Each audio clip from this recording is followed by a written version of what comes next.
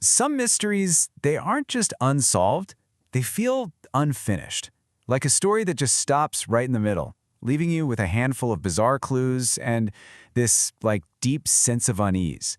Well, today, we're diving into one of the most chilling of them all, the lead mask murders. So, let's set the scene. We're on a hillside overlooking Rio de Janeiro. The year is 1966. And you gotta remember what that time was like.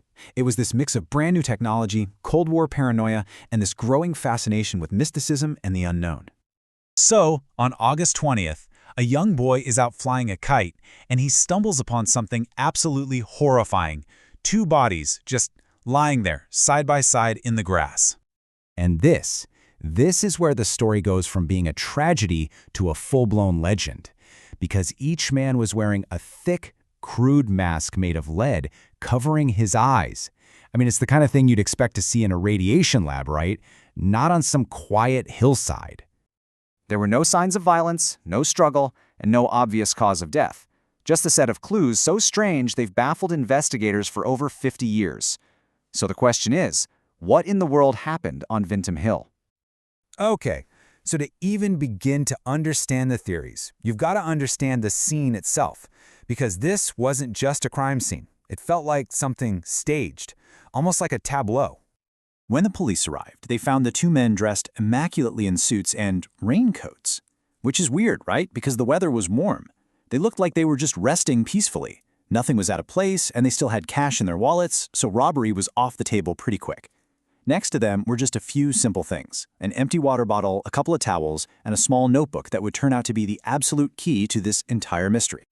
So yeah, the physical evidence at the scene was pretty minimal, but the clues about who these men were and the final instructions they left behind, well, they painted a picture of this incredibly deliberate, methodical preparation for something.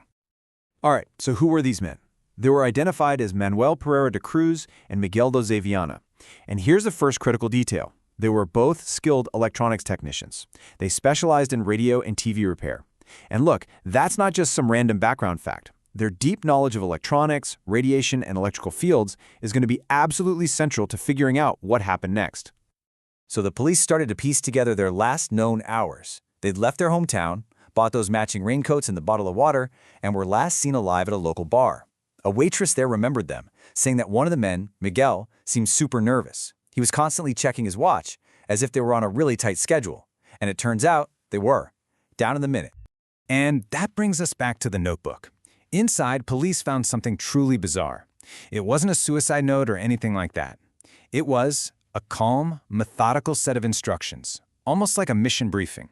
It read, and I'm translating here, 4:30 p.m., be at the specified location.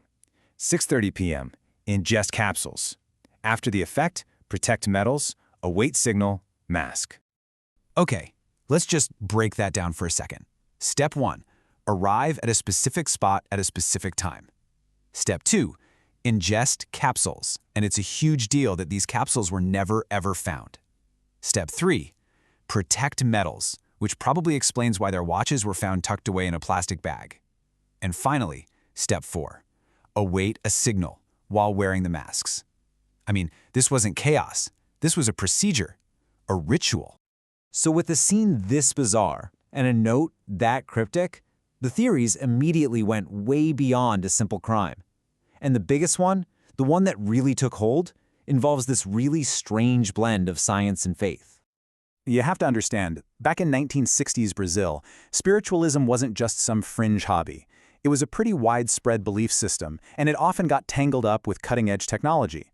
A lot of people genuinely believed that things like radio waves and electronics could be used to, open a line of communication with spirits or other dimensions. This strange mix of science and mysticism was sometimes called scientific spiritualism. And then, a key breakthrough. A friend of the two men came forward and testified that yes, Manuel and Miguel were part of one of these groups. And suddenly all their strange preparations start to make a twisted kind of sense. They weren't just electronics technicians, they were believers.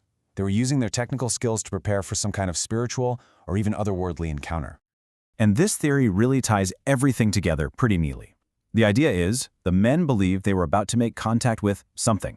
Spirits, aliens, who knows? The lead masks, they were to protect their eyes from a blinding light they expected to see. The capsules were almost certainly some kind of potent psychedelic drug to help them on this spiritual journey. And tragically, the belief is they just took a lethal dose by mistake. And this whole idea is backed up by the spiritualist books and even mask-making materials that were later found in their homes.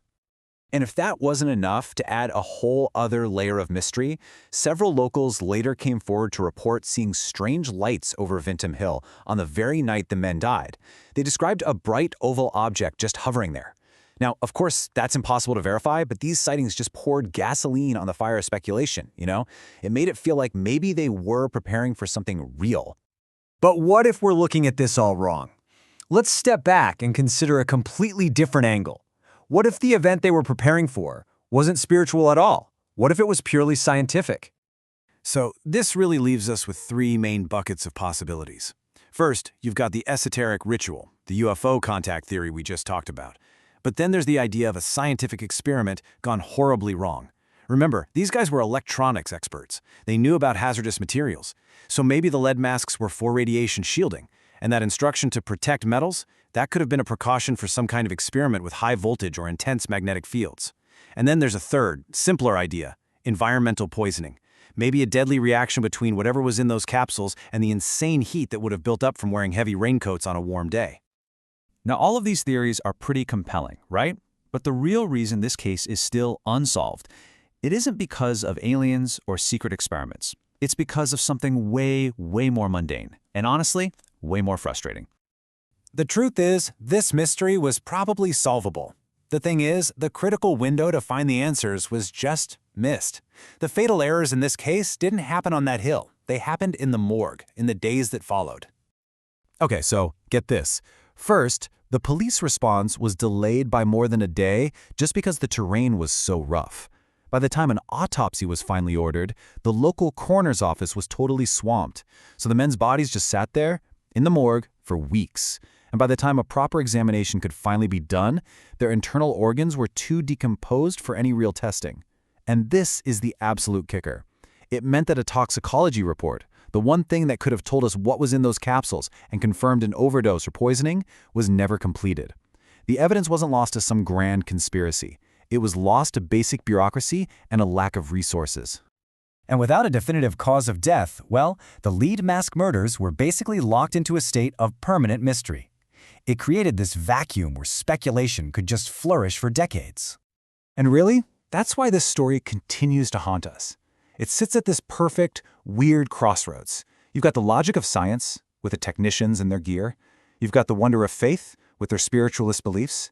And then you have the absolute tragedy of human error, both from the men themselves and from the investigation that failed them. It's just the perfect storm for a mystery that never dies. So in the end, we're left with this one lingering question, aren't we? Were Manuel and Miguel on the brink of some profound breakthrough, about to make contact with another world, or were they just two men whose dangerous experiment went terribly, tragically wrong, with the real truth of what happened that night lost forever to rain, time, and a botched investigation? The answer, it seems, is still buried with them on that lonely hill.